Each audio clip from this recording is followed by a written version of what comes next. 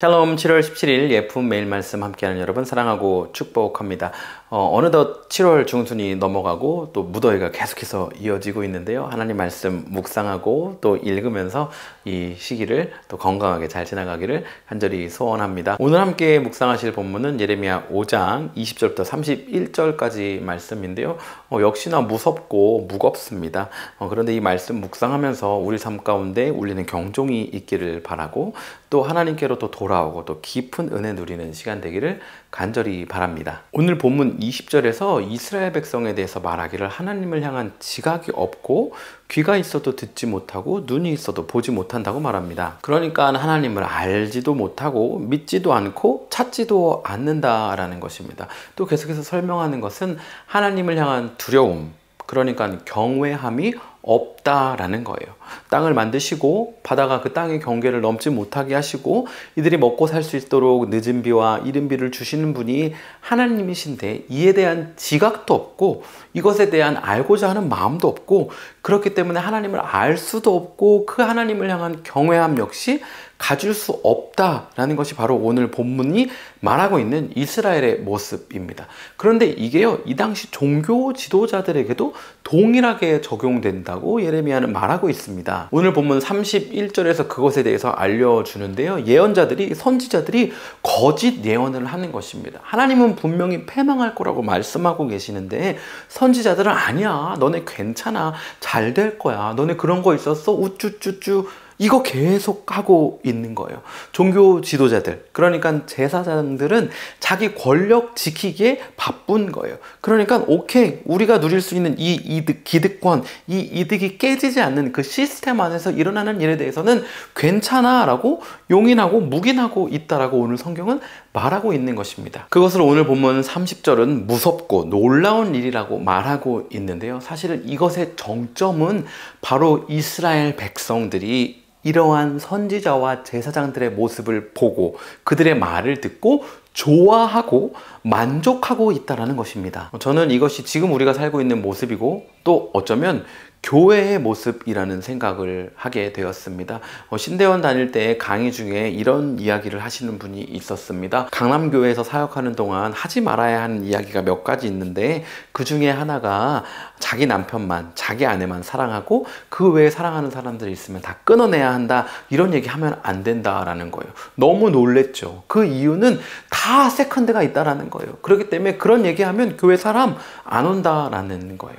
또 이런 이야기도 들었습니다. 아주 한국의 큰 교단 이야기인데요. 교단 안에 이런 비리 저런 비리, 또 이 시스템을 지키기 위해서 그것을 묵인하고 더 큰 이익을 얻기 위해서 사람들이 이쪽에 붙고 저쪽에 하는 그런 일들이 막 비일비재하게 일어난다라는 거예요. 그런데 그런 이야기를 하시는 분들이 거의 보면 이런 것들은 괜찮은 거야, 우리 이 정도 사이즈가 되기 때문에 이런 일들이 일어나는 거야 라고 아주 당당하고 또 이것을 받아들여야 한다는 그런 모습을 보이면서 말하는 것들을 보게 되었습니다. 사랑하는 성도 여러분, 하나님 말씀대로 따라 사는 것을 좋아하십니까?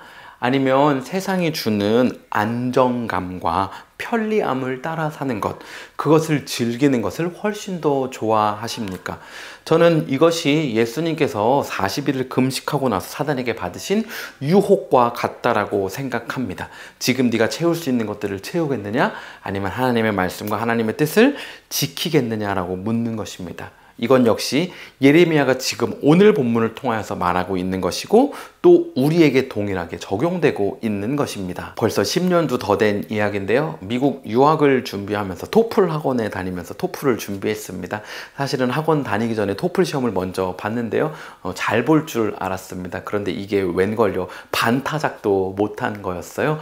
그 중에 가장 큰 문제는 듣기 영역이었습니다. 도대체가 들리지가 않는 거예요. 그런데 더 좌절스러운 것은 학원을 다니고 있는데도 영어가 안 들리는 거예요.